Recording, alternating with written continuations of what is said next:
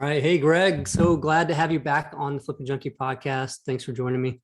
Danny, it's always fun to do these shows. I love being a guest more than being a host. And don't tell my assistant that. We're still going to produce our show too.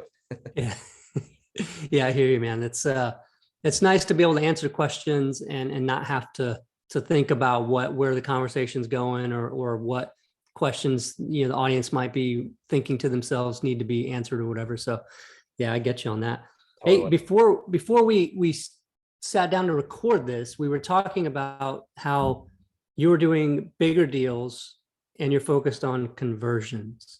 So that's awesome because I think that's a huge thing that a lot of investors aren't so focused on to their detriment. So why don't you explain a little bit about why those things are so important to you?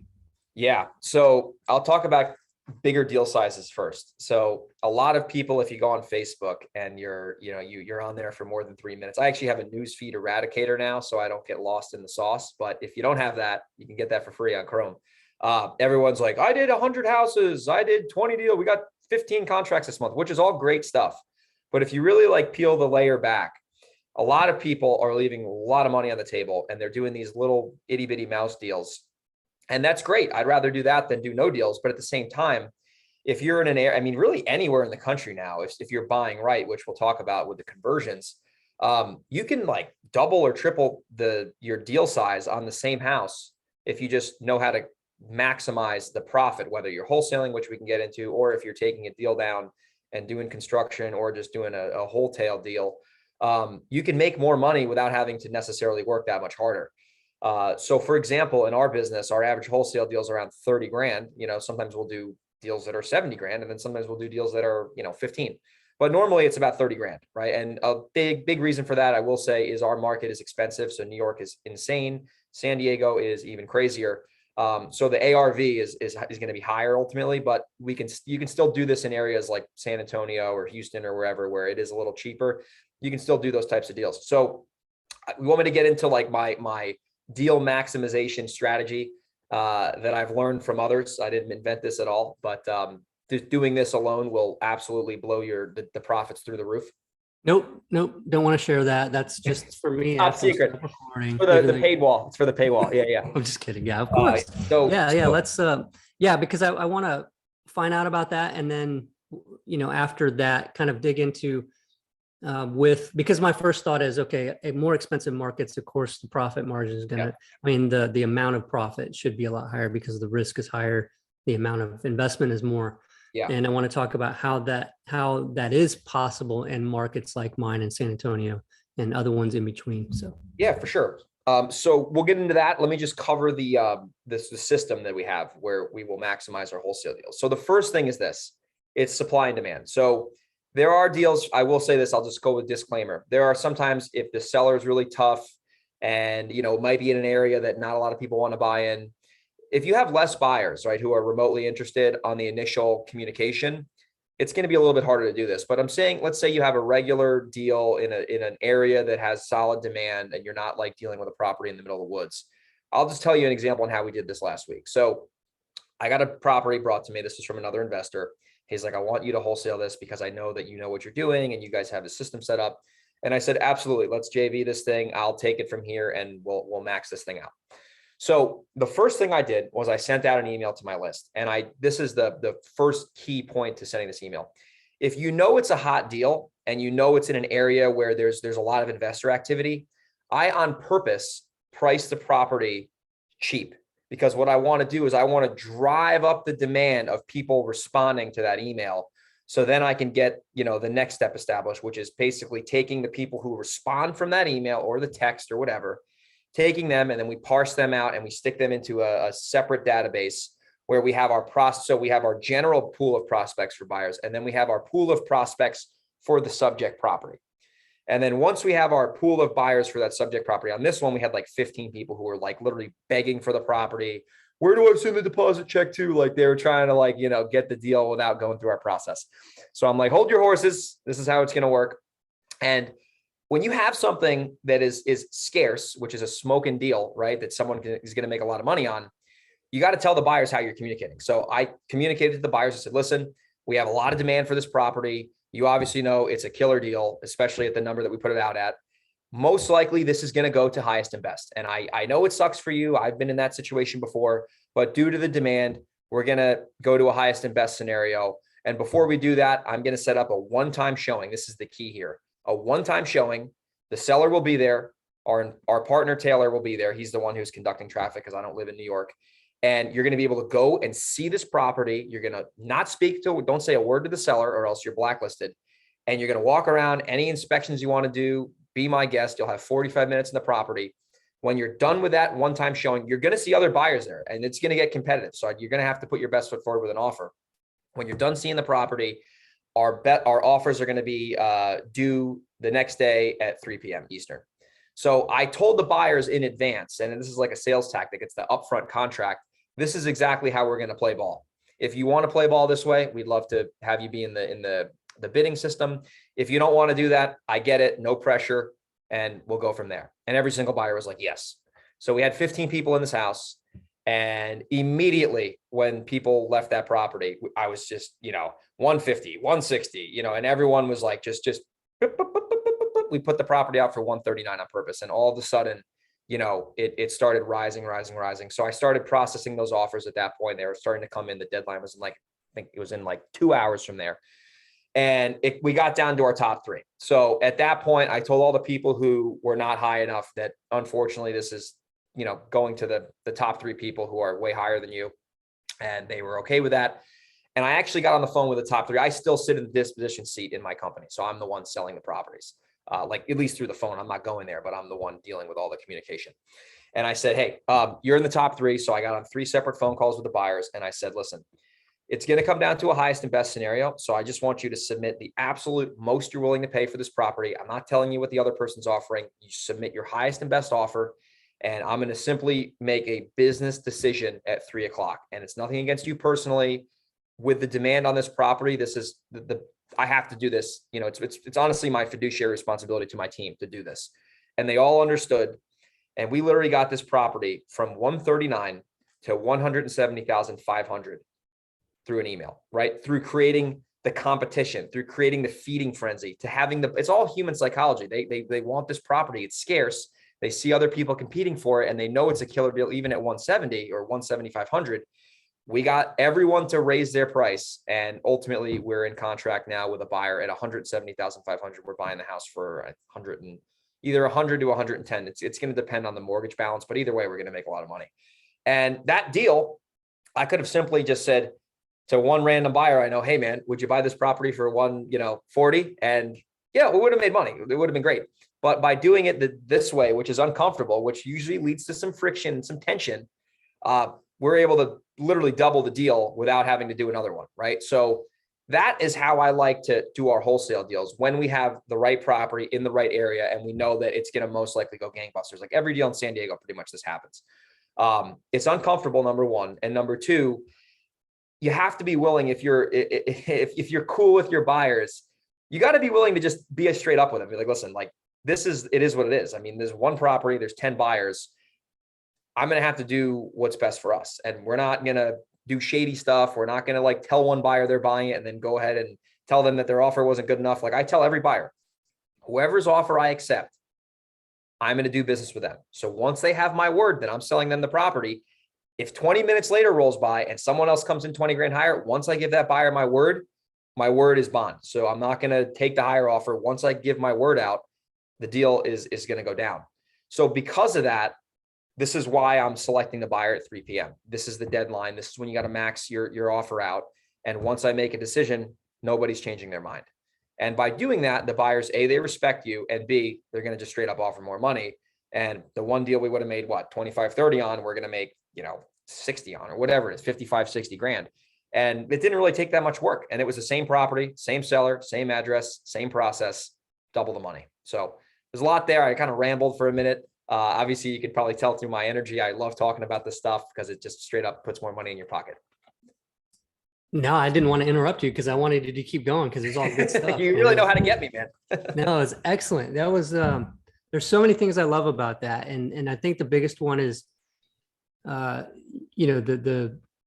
real thing there, and you emphasized it, is having, just laying out the rules and the way it's going to all go beforehand, because then, it doesn't seem like a slap in the face, or just like this whole like, oh, I thought I was going to get it, and Yeah. now this other stuff, they're playing games with me. Yeah. It's like Yeah. you knew ahead of time what was going to happen or likely to happen, and Yeah. it's just happening that way. So it's not such a thing where you're starting to feel like adversarial, right?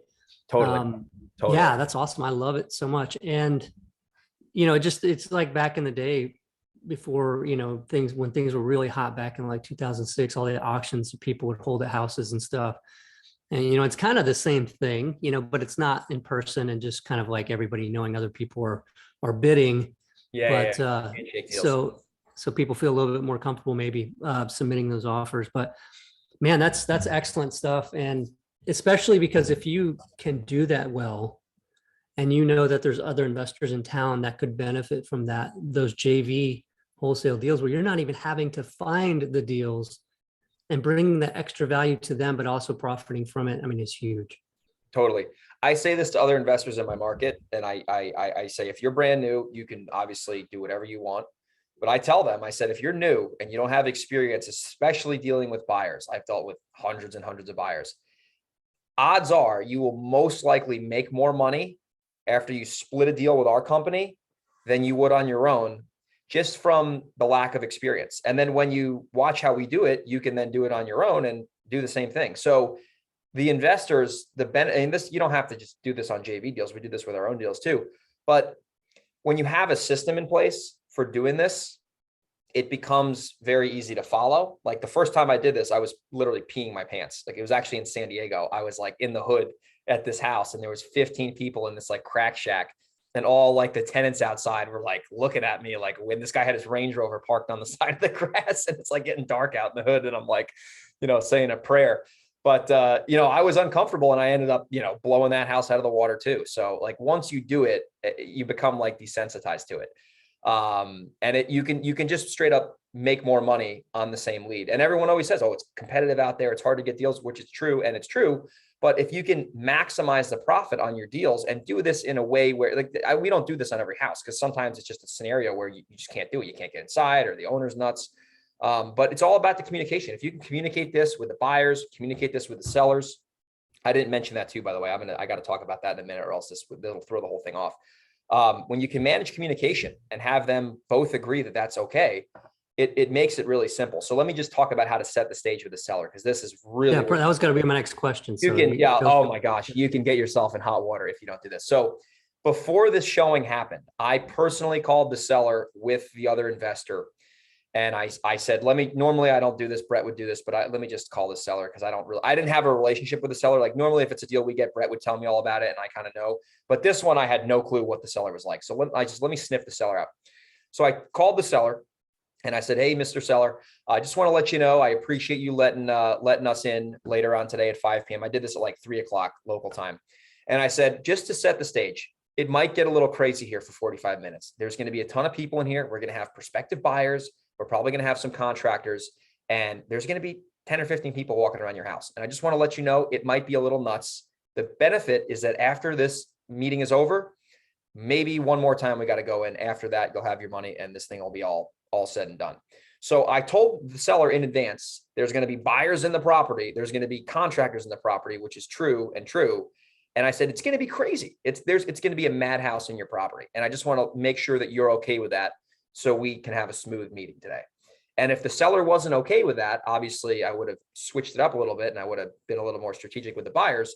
But the seller's like, oh no, totally, that's fine. It's all good. They can come in there. It's all good. So when there was 15 people in the house and it looked like it was a Congo line going in and out of there, he knew exactly what to expect, right? So there was no drama. How often do you have sellers that are apprehensive about that and don't want to have it happen? I would say probably like one out of 4, maybe. We'll get a little sketchy about that. And when that happens, it's like you go back to the buyers and say, listen, I'm only bringing 2 people into this house, so you're going to have to make an offer sight unseen. And if the offer is appealing, I'll take you inside with one more person. But due to the seller and due to access, I can't get 15 people in here. So in order to qualify for this property, you're going to have to submit an offer. And we take literally hundreds of pictures and videos. So like they pretty much know what they're getting into. But it's all about setting the right expectations. Like if that seller told me, hey, no more than 5 people, I would have respected them and I would have said, hey, buyers, this is the deal. We got 5 people. You want to be in the top 5. We need highest and best right now. And then when you go in the property, you can confirm your numbers. And a lot of the buyers in my market, at least the good ones, they also wholesale.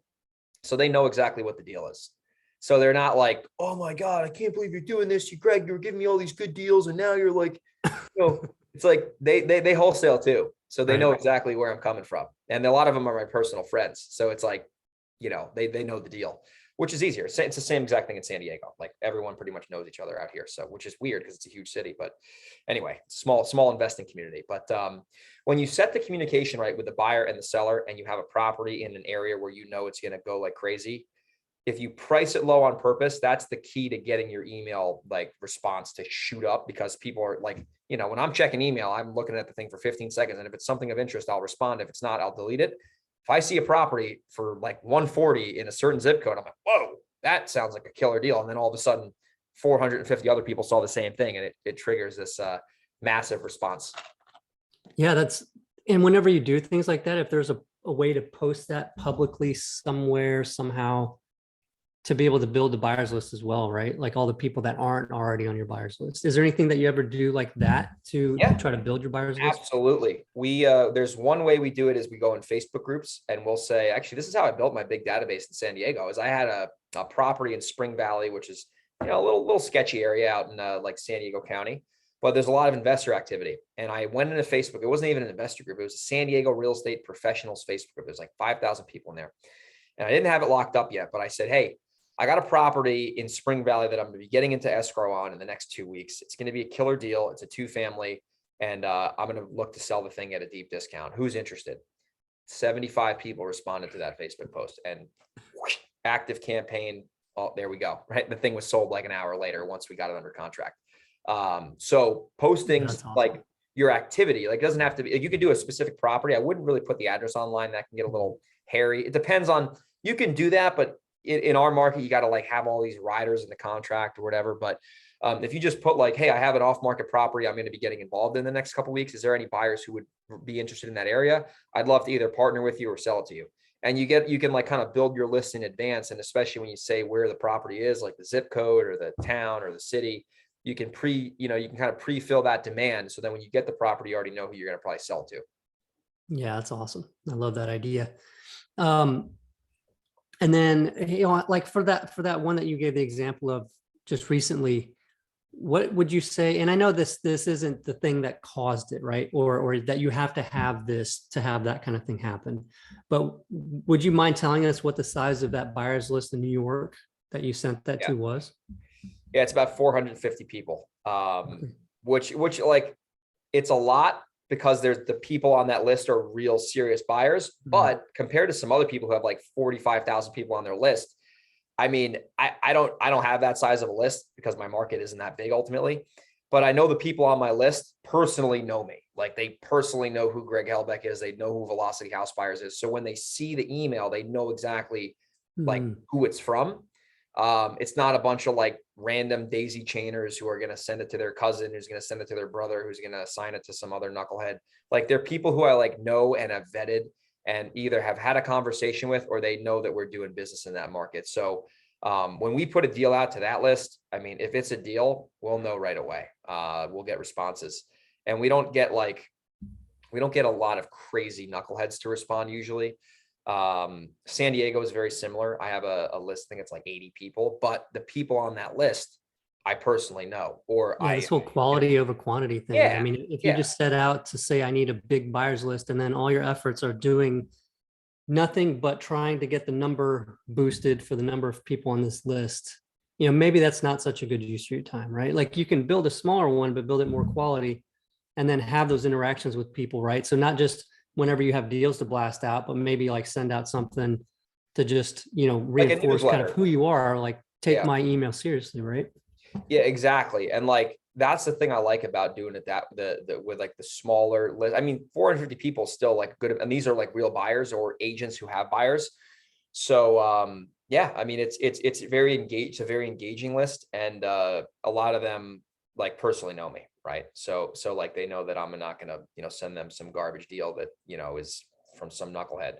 You know what I mean? Like, I don't just like, there's a lot of daisy chaining going on now. And I actually, sometimes we will have scenarios where another investor can't move their deal and then they'll hit me up and there might be some overlap. And I will put a humongous disclaimer on that email. And I'll say, disclaimer, if you've seen this property before, I have permission from the other investor. We have a JV partnership signed and I'm helping them try to get their property sold. As you can see per above, the price is the same. Like, so like I communicate so clearly with the buyers, like anything they could think of is already probably disclosed in my email. So that doesn't happen that often. Usually, we'll just, if they can't move their deal, it's probably not a deal. Like, quite frankly, it's like, that's why this is all about, relationships and how you're running your business, right? The fly by night and get rich quick kind of people don't do the things that you're talking about doing this episode. And so I think that thread kind of runs through it, right? It's like being upfront with people about how things are going to go, like what's going to happen, how it works, right? They trust you. They want to play into it because they see you're putting it out there for what it is.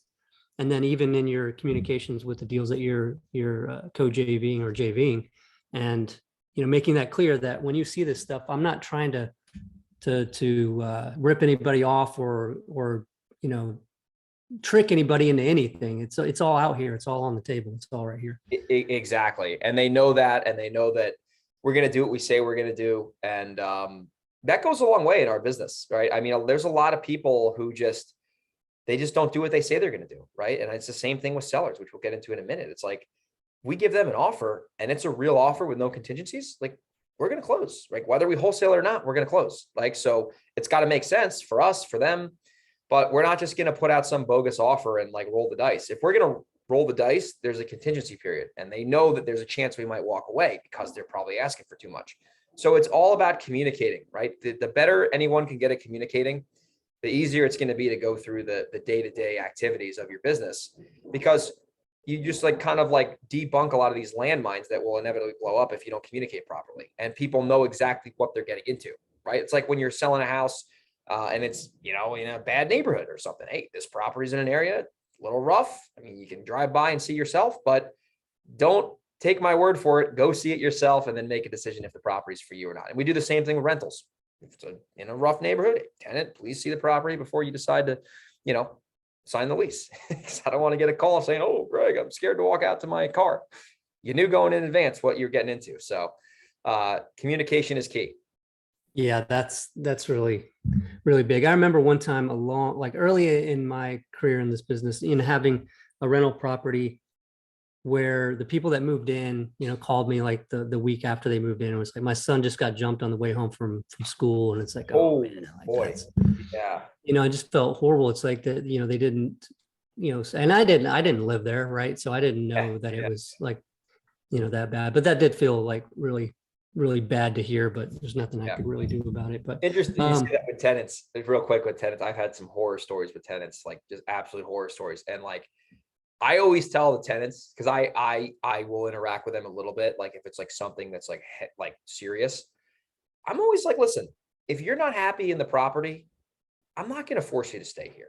I'll give you your security deposit back, leave the property in decent shape, and you can get out of there. Like I make the tenant, like it's not where it's like, if you're not happy, I'm not happy, right? And there's so much demand for rentals nowadays. It's like, I'll just get another tenant. So I've had that happen with tenants before where there was like unmet expectations and I just gave them all their money back. I said, I don't want you to be here unhappy. Maybe I'm too nice. With New York though, like the landlord laws up there, this is not Texas. It's like, you got a bad tenant, it's going to be 6 months to get them out. If you're yeah. So that makes it a lot easier to happier for everybody, right? With that situation. 100%. Well, we're pretty far into it. And I definitely want to make sure that we cover the conversion, lead to deal conversion, turning more of those leads into deals. So what do you have for us about that? Yeah. So there's a few things that I want to mention on conversion, because I could talk about this for hours. The first thing I found, this actually happened in our business back in, I think in the fall of 2020, we were running into a challenge where we're getting a lot of leads, but a lot of the leads didn't seem to be good leads, as I would say. And I was like, spending all this money on marketing, getting the phone to ring. How come this conversion? Like, what's going on here? Like, I've studied sales, I've bought houses. Like, what's going on here? So I started to like take a deep dive. And what I did was I took the data from deals that I've closed And then I tried to like look through all the common factors on like, why'd this person sell me their house at a discount? Like what was their story? What was the condition like? What was their timeline like? And I found 6 things that were very interesting that made up a lot of these deals. Number one, the seller, when they called, they had a real why for selling the house. It wasn't like, oh, I'm getting foreclosed tomorrow, but it's like, I'm selling my house. I don't live there. I'm relocating. They had a story behind why they were selling. They were like, what's your offer? Oh, maybe at the right price. Like those people are most likely never going to sell their house to you, at least anytime soon. The second thing was the property was either vacant or there was like one unit that was vacant. If it was like a duplex or something, there's some sort of like unoccupied scenario going on. So that's 2. 3 was that their timeline was either 6 months or less. Sometimes it was yesterday. Sometimes it's like, hey, I want to sell by the summer. The 4th thing is that the property needed some updates. Like it just needed updates, or it was a total disaster. Like there was a value add component to the property where it wasn't turnkey. The 5th thing is that this is like really specific for like San Diego and New York because the markets are nuts there. Their asking price was below Zillow for some reason, or Redfin, whatever tool you use. But right off the bat, they're asking less than what Zillow or Redfin thinks. And at least in San Diego, when that happens, you're probably going to make money. And then the last thing was, this is my favorite. They didn't want to list their house for some reason. Like we talked about the real estate option. We talked about listing it, and they just didn't want to list it for some reason. They just didn't want to list it. And they justified on the phone why they did not want to list their house. So what we started doing in our business is I saw that literally every property, I took my trailing 20 and I'm like, all right, these are 20 actual deals we've purchased. Let me take a look at like the commonalities here. And every single seller, without question, checked at least 3 of those boxes, if not 4 or 5, sometimes even 6. So what we started doing in our business on the conversion side is we started tightening up the criteria on what a real lead was in our business. And what we did to kind of make that tangible is that we had every prospect, when they came through the funnel, if they didn't check 2 boxes at minimum, they weren't deemed a lead in our company for our KPIs. They were a prospect. They were someone in our system, but they were not. We call it a net lead in our business. There's a gross lead and there's a net lead. To be a net lead, you got to check 2 boxes, if not more. So we started getting a little more tight with our criteria. And then when it comes to the actual conversion, so when you do that, you're going to get quote unquote less leads, but you're going to get better leads, which you're going to convert higher because they're going to kind of fit that avatar easier. And you can almost disqualify prospects just by using that system, right? If they have no reason for selling, it's in good shape. There's no timeline. They're just looking for an offer because you cold call them on a Tuesday night. They're probably not selling at a discount, right? At least right now. Maybe their situation will change, which, follow up is important. So we started doing that, which is a huge pillar. And then the second thing that we love to do with sellers when it comes to conversion is getting commitments from sellers in advance. Just like I said with the buyers, a lot of sellers, they do want to sell. They have a problem we can solve, but sellers are very flaky. They're very flaky people. They're not used to making commitments for the most part. I'm not trying to generalize every seller here, but most of them, they're very tough at committing to things. And that's why they might be selling their house at a discount, or they might be in some unfortunate situation. And that's just the reality of our business. So when you get commitments from sellers in advance, it makes the sales process a lot more efficient. It's not going to guarantee you're going to get every deal, but you're going to have an agenda set with a seller where there's specific next steps that are going to happen after we get off the phone or after we meet at their house or whatever the case might be. So I'll give you an example. We have a lot of deals we get where it straight up comes down to a negotiation. We go through the sales process. We find out their pain, find out the deal killers. We find out all the things that are necessary to see if they're a serious fit.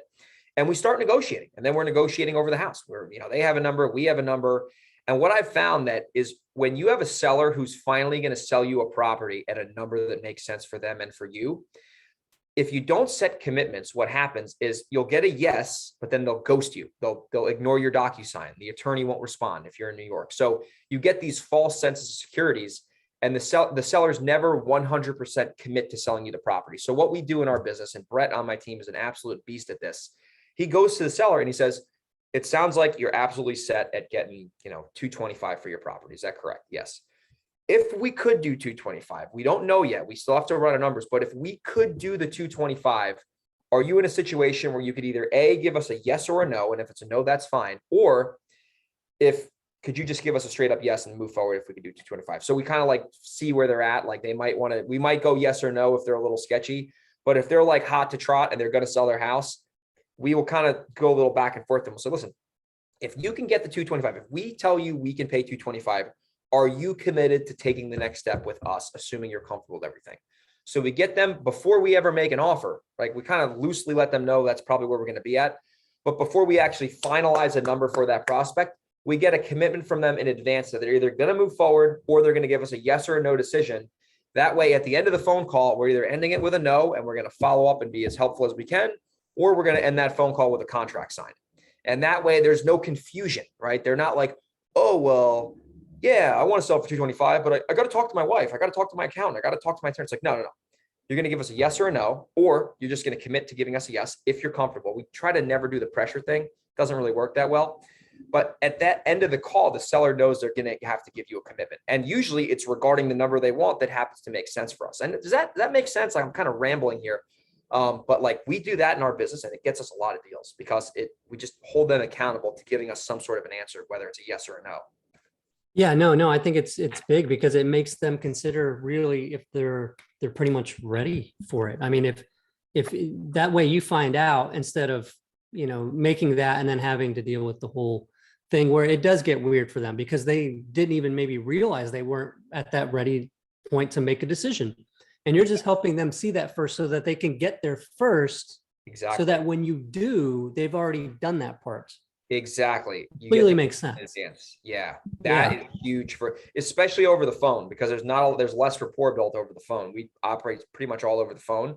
So when you're doing deals over the phone, you're going to have most likely less rapport because you're not in their living room or, meeting them somewhere.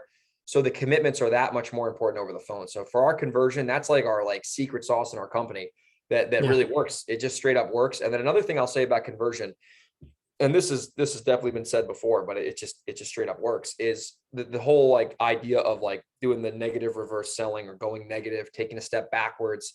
When you have a seller who's maybe a little reluctant and they're like, well, I don't know, I don't think I need to sell my house, or what's your offer? Whatever, they say something that's not beneficial to moving the sale forward. Instead of being like, well, I'll close all cash, I'll buy as is, I'll sound like you jump up and down until you sell me your house. It's like, hey, Mrs. Prospect, it seems like even if I gave you a good number, it sounds like you'd never even sell your house in the next 6 months. And you pull back, right? And then all of a sudden the truth will come out. Well, I didn't say that. I mean, I don't know. And now all of a sudden they kind of come back to you and they're justifying why they might actually want to sell their house in 6 months. Or hey, even if you got an offer, it sounds like there's no way you'd be able to make a decision today. That's a truth, right? They're either going to say, yeah, exactly. Or they're going to say, well, if the number made sense, I could probably get my husband on board. Okay, so your husband's definitely involved in this decision too. Sounds like if you sold this house and didn't tell your husband, he'd go crazy. Well, yeah, I don't do anything with that. You see what I'm doing? And you're kind of taking a step back to clear the ground to get to the truth, because sales is ultimately just about getting to the truth, and the truth is usually in the middle. So, I mean, we do that too, like crazy. We just go. Yeah, and so no amount of saying that I'm going to do this or do that you feel are all benefits to them is going to do that, because it's not getting to the truth of what's going on. Exactly. We always push to the truth, and it's a little uncomfortable. I've made a big emphasis to train my team where it's don't be afraid to ask the uncomfortable question. For example, when a seller's like, hey, I like your offer, but I need till Friday, right? Which could be a valid statement. I'm not discounting that. However, we will go in and we will say, I totally respect that. Totally normal. There's a softening statement there. Can I ask you a quick question, Mr. Seller? Are you really going to wait till Friday? And if that's the case, that's fine. Or are you just going to chop the offer around to another investor and try to get a higher price? And if that's what you want to do, I totally respect that. There's nothing wrong with that. I just want to make sure we're on the same page. And if that's what you want to do, more power to you. We're not going to put any pressure on you to sell us your house. Just want to make sure we're on the same page. That's I can see why that's a hard thing to ask, right? But yeah, but it's getting to the truth. They're getting to where they're thinking about why they're actually doing that. And I would imagine the majority of the time is just because they're afraid to commit to it, to make a mistake. And when you're dealing with the truth on the spot, it's a lot easier to clear the barriers up versus ending a call and then chasing them around, and then they're ghosting you, and then they're telling you their cat died, and then they're telling you the house burned down. It's we just go right to the truth, and we do it in a polite manner where they really, the sellers respect you when you do it in a way that's somewhat nurturing. Because if that's what they're going to do and you're mind reading them, and they're oh yeah, I am going to do that. I really need 350. Your offer's 330. I can't leave 20 grand on the table. And now you know where you're at. And then you can either decide to buy the house, or you can decide that it might not make sense and they should maybe sell to somebody else. So never be afraid of the truth when you're on the phone with a prospect, because ultimately you're going to find out the truth anyway, right? Whether it's going to be the easy way or the hard way. you know, it's going to happen either way. Right, for sure. And this is a good time, I think, I've been doing like an online workshop about this sort of thing, Yeah. because it's been an interesting thing, because as looking back into my business and where we had bigger success from going from having to generate so many leads to just figuring out how to convert more leads into deals. Like what is more of the improvement to our business and our processes that will do that? And then it turns out that it's kind of like all about focusing not on the deals we're trying to do or what we're trying to do, but focusing on what it's like for the people that we're serving, right? We're buying Yes. houses from people. And so what is it like for them? What's their perspective, not our perspective? And so I'm doing this workshop right now that talks about that, because there's a sales percentages, right? These sales graphs and stuff about 3% of buyers, which in the case of normal marketing and consumer, buying, 3% of buyers are ready to buy, right? They're active buyers. 7% intend to buy. So that's 10% total. And then you have like 30% that have the need, but they're just not ready to act. Right. So that's huge, because that's a total of 40%. And when I look at my business in the past, when I was just generating all these leads and just trying to get these low hanging fruit motivated sellers, I was getting 3% conversion rate, man. And so it's like, what is their journey? The seller in our business, right? We're buying from people. So the seller, what is their journey? And then how do we use that journey to make sure that we're serving them with where they are so that we get those deals? So that we start digging into not just the 7%, which is 10%, but digging into more of the 30% below that, which could end up getting your numbers to like 20% conversion rate of leads to deals. So that's what the workshop is about. And if anybody listening right now wants to register for that, you can head over to forefrontcrm.com. That's forefrontcrm.com/workshop. And I'm doing that right now. So go and check that out and register for your spot. So, all right, Greg, I had to plug the workshop there because it's relevant. Right? It is very relevant. And it's true. Like I see a lot of investors who maybe they don't have experience, or they don't study sales psychology stuff. Like they're talking about the ARV and they're talking about how much work they got to put into the property and what their margins are. It's like the seller doesn't care. The only thing we tell the seller, though, we will say this to the seller, we say we do need to make a profit on the property. And we just disclose that straight up. You got to be happy with the offer, or else you're never going to sell. But we do need to get it at a number that does allow us to make a profit. And we don't hide that from them. So like when they find out we make a profit, we told them in advance that's what we're doing. And they're not, a lot of the sellers in my market like know what's going on. But I think in most places nowadays, I mean, it's not a secret anymore. Like, who are these people that say they buy houses? Like, it's known because of all the shows, right? Everybody kind of knows what's going on. Like normalized now, Yeah. Yeah, it was so weird in the beginning, back in the early 2000s when people were like, what is this? What do you guys do? The thing was not, we had to explain like why we were buying houses or why we were wanting to do that. Right. It's funny. Now it's like, oh, are you on those TV shows? It's like, I'm not, but I know there's 25 of them online right now. So you can certainly pick your choice. Yeah. Yeah, for sure. I actually had a TV crew follow me around for a day, for trying to put together a show thing. They wanted to do that with my ex-wife and I. Man, that was painful. Because you had to generate drama. You had to, where the situations didn't exist before. So it was just flipping like, San Antonio. Yeah. And then like spending like 30 minutes in the front of some house with people driving by, and then like just trying to get one line nailed, which was like a cheesy, weird line. And it was just painful. Yeah. But anyway, frustrating for sure. Yeah. Now this has been good stuff, Greg. I'm really glad that you came on and shared it. I love the whole idea of focusing on maximizing profit per deal, because then you don't need as many deals. And that's a lifestyle thing, right? It starts to get into lifestyle and setting up your business to be something that doesn't require so much work, so that you can focus on exactly what you do. And it's like looking high level, how can we improve what we're doing so we don't have to work so damn hard? 100%. And it's the same. And I like how you mentioned that, because at the end of the day, if you could make double the profit on the same house, you solved your problem, right? It's like you have to do literally half the work and you're making the same amount of money, if not more money. And that's where like a lot of investors, they think like they have to do 45 houses a month, which would be great. And I respect people who do that. I'm not saying it's a great thing to do. And I certainly don't do that, but you can also do 8 houses a month and probably make the same, if not maybe a little bit less than the person doing 45, and you have 45 less transaction coordination files going on. So, I mean, there's Yeah. real value in that too.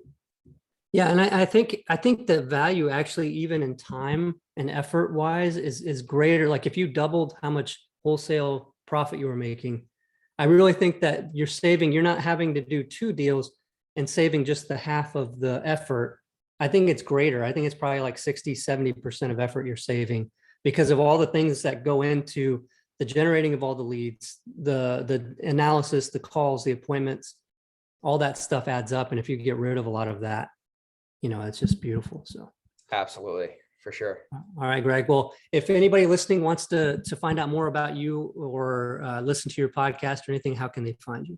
Sure. They can go on social media, Grego, GREGO _37 on Instagram. Podcast is called Pave the Way Podcast. You can look it up anywhere.